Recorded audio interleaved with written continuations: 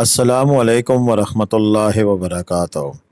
اللہم صلی علی محمد وعلی آل محمد کما صلیت علی ابراہیم وعلی آل ابراہیم انک حمید مجید۔ اللہم بارک علی محمد وعلی آل محمد کما بارکت علی ابراہیم وعلی آل ابراہیم انک حمید مجید۔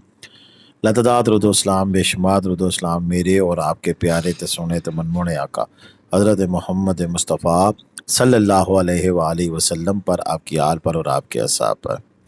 جی عزیز دوستو، جس طرح گلگت بلتستان کے تقریباً سبھی علاقوں میں اس وقت گلیشیئر جو پھٹنے کی وجہ سے، اور اس میں جسے کہہ سکتے ہیں کہ بجلی آسمانی گرنے کے بعد گلیشیئر پھٹ رہے ہیں، تو اس کی وجہ سے سیلاب نے جہاں گلگت بلتستان کے مختلف علاقوں میں، جس طرح عنزہ، حسن آباد ہے، اسی طرح اسکردو کے علاقوں میں بھی سیلاب کی ایک عجیب سی جو شکل ہے وہ اس وقت دیکھنے کو مل رہی ہے۔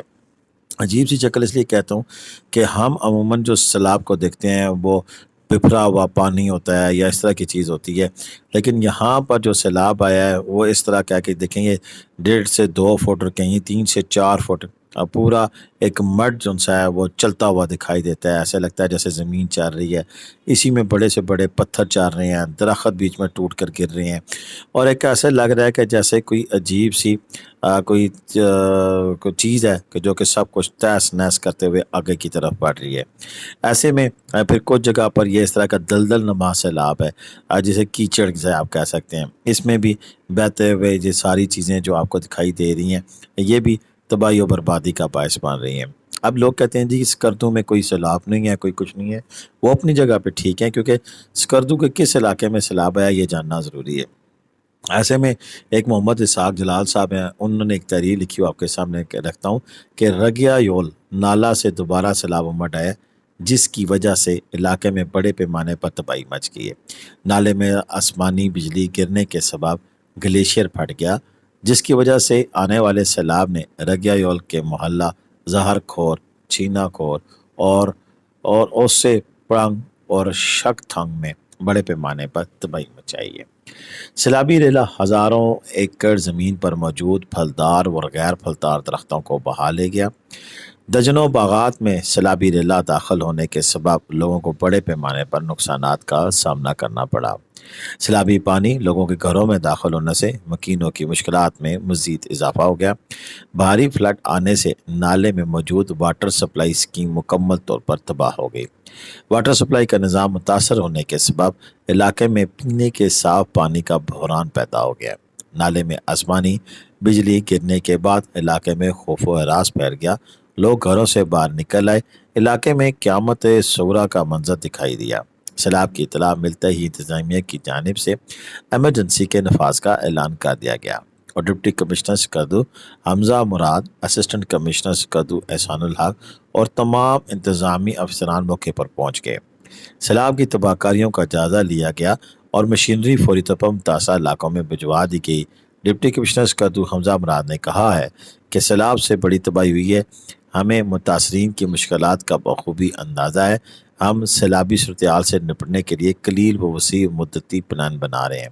کچھ اقدامات فوری اٹھائے جائیں گے، کچھ اقدامات کے اٹھائے جانے میں 3 سے 4 دن لگ سکتے ہیں، اور کچھ اقدامات 3-4 ماہ بعد اٹھائے جا سکتے ہیں۔ ہم کسی بھی صورت میں متاثرین کو تنہا نہیں چھوڑیں گے۔ مصیبت کی اس گھڑی میں ہم متاثرین کے ہمراہ کھڑے ہیں، اس وقت تک کھڑے رہیں گے جب تک سیلابی صورتحال سے پوری طرح نپٹا نہیں جائے گا۔ دوسری جانب اپوزیشن لیڈر کاظم بھی ہنگامی بنیادوں پر رگیا رول نالے متاثرین سیلاب کی خبر لینے پہنچ گئے۔ اس موقع پر انہوں نے میڈیا سے بات چیت کرتے ہوئے کہا کہ موسمی تبدیلیوں کے اثرات سب سے زیادہ گلگت بلتستان میں پڑ رہے ہیں، مگر افسوس کے ساتھ کہنا پڑتا ہے کہ حکومت کے پاس قدرتی آفات سے نپٹنے کے لیے کوئی پلان نظر نہیں آتا۔ خاص کر علاقے کے لوگوں کو موسمیاتی تبدیلیوں کے اثرات سے محفوظ رکھنے کے لیے حکومت کے پاس کوئی منصوبہ نہیں ہے۔ وفاقی حکومت نے گلگت بلتستان کو بے یار و مددگار چھوڑ دی ہے۔ صوبائی حکومت بھی سیلاب کی تباہ کاریوں کے تخمینے غلط لگا رہی ہے۔ ایک تخمینے میں 7 ارب روپے کے نقصانات بتائے گئے ہیں، ایک تخمینے میں 10 ارب اور ایک تخمینے میں 20 ارب روپے کا نقصان بتایا جا رہا ہے۔ حکومت کے غلط اعداد و شمار سے بڑی کنفیوژن پیدا ہو رہی ہے۔ انہوں نے کہا کہ رگیا اول برکا نالہ، شگر بالا نالہ، تندل چندہ نالہ کو محفوظ بنایا جا سکتا ہے۔ انہوں نے کہا کہ وزیر اعظم شہباز شریف کا دورہ انتہائی مایوس کن رہا۔ دورے کے موقع پر صرف 4 ارب کا اعلان کیا گیا، مگر یہاں 20-22 ارب سے زیادہ کے نقصانات ہوئے ہیں۔ متاثرین کو فوری معاوضہ ادا کیے جائیں۔ جن علاقوں کو آفت زدہ قرار دیا گیا ہے وہاں لوگوں کو مراعات دی جائیں، سہولیات دی جائیں، تعمیر و نو و بحالی کے پروگرام فوری شروع کیے جائیں۔ انہوں نے کہا کہ موسمیاتی تبدیلیوں کے اثرات سے نپٹنے کے لیے کتنے منصوبے رکھے جا رہے ہیں، ان میں گلگت بلتستان کو مکمل طور پر نظر انداز کیا جا رہا ہے، حالانکہ موسمیاتی تبدیلیوں کے اثرات سب سے زیادہ گلگت بلتستان پر مرتب ہو رہے ہیں۔ یہ ان کی ایک آواز تھی جو کہ ہم نے آگے پہنچائی، اور اسی کے ساتھ ساتھ آپ سیلاب کے وہ مناظر بھی دیکھ رہے ہیں کہ جب یہ سیلاب چل رہا ہے، آگے کی طرف بڑھ رہا ہے، تو ایسے میں کیسی تباہی و بربادی کی داستانیں رقم ہو رہی ہیں۔ یہ مٹی جو سی نیچے آنے والی تمام چیزوں کو تہس و نہس کر رہی ہے۔ یہ چلتا ہوا یہ جو سیلاب ہے، اس میں آپ دیکھ سکتے ہیں کہ یہ کیچڑ ہے، دلدل ہے جو کہ چل رہی ہے۔ یہ گلیشیئر جہاں سے پھٹا اور وہاں سے نکل کر آگے کی طرف بڑھ رہا ہے۔ ایسے میں یہاں اس نالے میں پہلے سے زیادہ مجھے ایک چیز کی یہ سمجھ نہیں آ رہی کہ جب یہ بھر جائے گا تو بعد میں جب پانی آیا کرے گا تو وہ کہاں سے گزرے گا، وہ تو زیادہ تباہی مچائے گا۔ یہ آپ دیکھ سکتے ہیں کہ کیسے یہ کیچڑ نما جو دلدل ہے وہ یہاں موجود ہے، اور ساتھ پتھر بھی بہہ رہے ہیں، ساتھ دیگر چیزیں بھی چل رہی ہیں، اور مزید ایک خوف کی سی کیفیت بنا رہی ہیں۔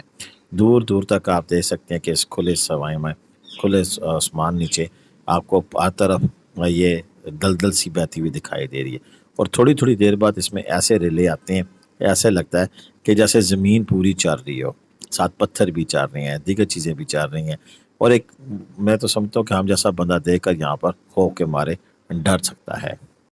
میری رب تعالیٰ سے میری کیا ہم سب کی دعا ہے کہ اللہ تعالیٰ یہاں کے جو مکین ہیں ان کی حفاظت فرمائے، اور مزید اس طرح کی جو قدرتی آفات ہیں ان سے محفوظ رکھے۔ جہاں جہاں اس طرح کے یہ جو واقعہ ہو چکا ہے، جن لوگوں کی زمینیں تباہ ہو چکی ہیں یا دیگر معاملات ہیں، تو وہاں پر رب قادر کریم اپنا کرم و فضل فرماتے ہوئے ان لوگوں کی ان پریشانیوں کو دور فرمائے۔ اور حکومت سے بھی درخواست ہے کہ جو لوگ متاثر ہوئے ہیں ان علاقوں میں، ان کی فوری مدد کی جائے، اور کم از کم انہیں صاف پینے کا پانی مہیا کیا جائے۔ میری اپنے ناظرین جو دیکھنے والے ہیں ان سے بھی درخواست ہے کہ صاف پانی مہیا کرنے کے لیے آپ ڈائریکٹ ان علاقوں میں جا کر ان کی مدد کر سکتے ہیں، نہیں تو الخدمت کا ساتھ لے سکتے ہیں، کیونکہ ایسی ریناؤنڈ کسی کے ساتھ کام کریں یا ڈسٹرکٹ ایڈمنسٹریشن کو اپنے احتیاط دیں، مجھے یا کسی فرد واحد کو کسی قسم کے احتیاط نہ دیا جائیں، بلکہ وہاں کے ڈسٹرکٹ ایڈمنسٹریشن تک یہ پہنچائے جائیں احتیاط، تاکہ وہ جلد سے جلد ان علاقوں میں ریکوری کر سکیں اور لوگوں کی زندگی آسان کر سکیں۔ آج کی ویڈیو اتنی تھی، انشاءاللہ مزید ویڈیوز کے ساتھ آپ کی خدمت میں حاضر ہوتے رہیں گے۔ سکردو میں اوورآل ویسے موسم جو ہے وہ ابھی تک کلیئر ہے، جو ٹورسٹ پوائنٹ ہے زیادہ تر کلیئر ہے، لوگ جا رہے ہیں، لیکن روڈ جو سی ہے اس کا کوئی بھروسہ نہیں ہے کب کس وقت بند ہو جائے، تو روڈ کی انفارمیشن لے کر سکردو کا سفر کیا جائے۔ اللہ حافظ۔